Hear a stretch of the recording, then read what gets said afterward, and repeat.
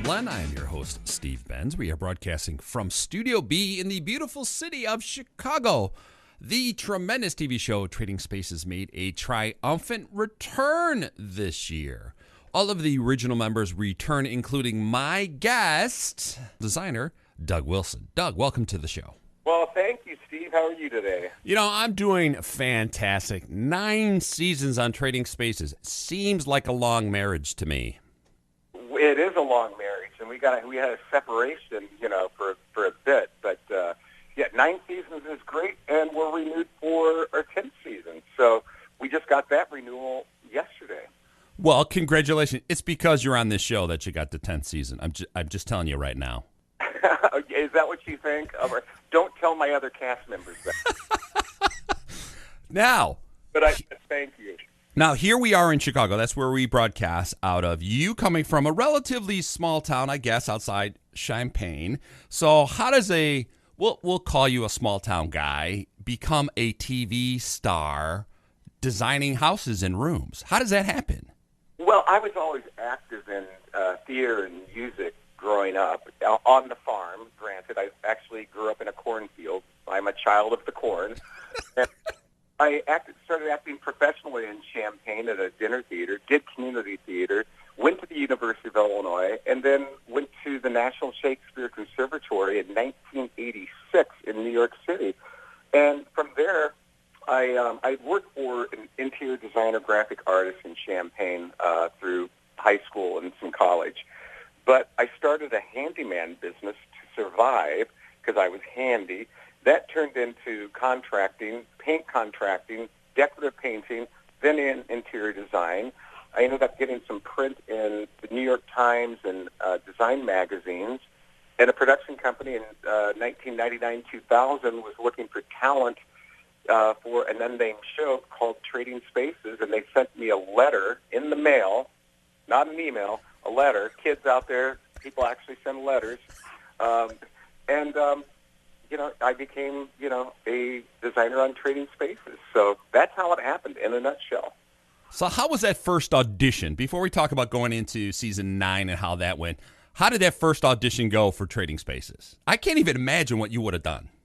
Well, it's really simple. They had us do some improv, and there was a gentleman there who was auditioning to be a carpenter or a handy person. I mean, in the beginning, they were called handy people because we had from the UK, the sister show that it's taken off of. Handy Andy was the guy who helped us out and built things. So anyway, they told him to counter everything that I said. Okay, that was his goal, to question everything. My goal, what they did, and we didn't know what each other was going to do, and what our guidance was, I had 3 cans of paint, and I had to justify those 3 cans of paint, and they were random, why I was using them and where I was using them. So when he was questioning me, oh, is that really a good idea? Oh, why are you doing that? Finally, I turned to him and I said, excuse me, when did you go to design school? It took him by surprise.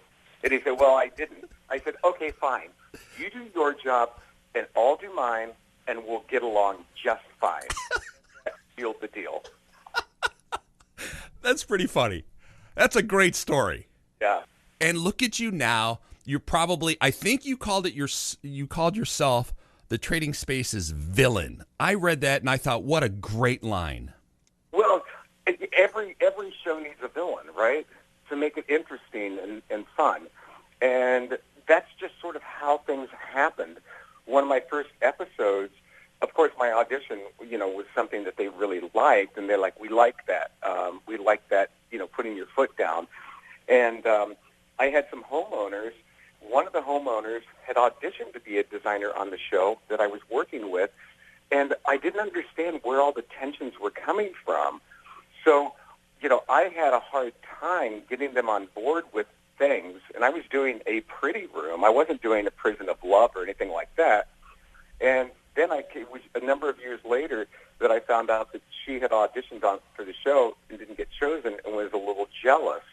But I had a bit of an attitude because I had to deal with that tension. And so anyway, I became the bad boy, and I became the villain, and I embraced it and ran with it. What a great story. I would have never guessed that. And why would they have them on? I think just to throw you a curveball. Well, you understand, nobody knew what this show was about. No, it hadn't been on TV yet. So in order to, get people to be on the show, they, kind of had to coax people. And I think that and this was sort of a way of throwing, this person a bone because they weren't cast on the show, but she could be on the show as a homeowner. And I think that's why that happened. I mean, in that first season, back in 2000, we were going into homes that were filthy and disgusting and, pulling up carpet that had been down for 20-some years. But we took people that wanted to be on the show. And quite frankly, I think that that's what made the show great in the beginning, because they were homes that really, truly needed a makeover. So a lot of times now we get, homes that have been built in the past, 4 years, right, and we're going in and redoing them. Or maybe they should just bulldoze some of those houses. Those were bad in the early seasons. Those were some bad houses. Well, yeah.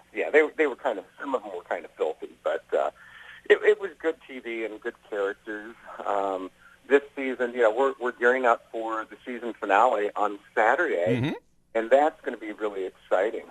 Now, we had a party, a station and show party with the first show where you put burlap on the walls. That was interesting, but I liked it. I did. So what can we expect on the finale? Well, can I just say something about the burlap? Okay. Burlap has been used as a treatment for walls for centuries. It's sort of like an inexpensive grass cloth. Now, if it's treated, and we don't have a lot of the funds to go in and give it a coat sealer or whatever. So it's not that out of the box. And that's what a lot of people are like, oh, my God, he's putting burlap on the walls. Well, if you study design, it's not out, it's not that far-fetched. Now, for the finale, I have a huge, huge space. Originally, we were supposed to be doing 12 by 12 rooms. Well, now with construction and open floor plans, I got a dining room that feeds into a huge foyer that has halls going off of it. I'm not going to give up too much, but I'm charged with spending the $2,000 now that we have in 2 days to transform a humongous space. Fill it with furniture, fill it with art. That's my undertaking. And then I pull in a little bit of drama. There's something that happens, and I put my foot down and basically say, I'm the designer. This is what's going to happen. So there's some antics that I pull, and I love to do that to make the show interesting and, put people on the edge of their seats. Absolutely. You do make the show interesting, Trading Spaces. I love it. Before you go, I have one last question. For this season totality of Season 9, which was better, your performances or your hair? Because, damn it, Guy, you have great hair. Oh, my God, they do the flashbacks to my hair, which was dark brown when we first started. And a friend called it my forelock, like a horse forelock. It came down in the front of my face.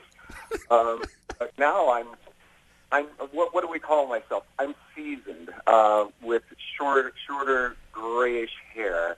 I think my hair is better now. It looks good. It looks really good.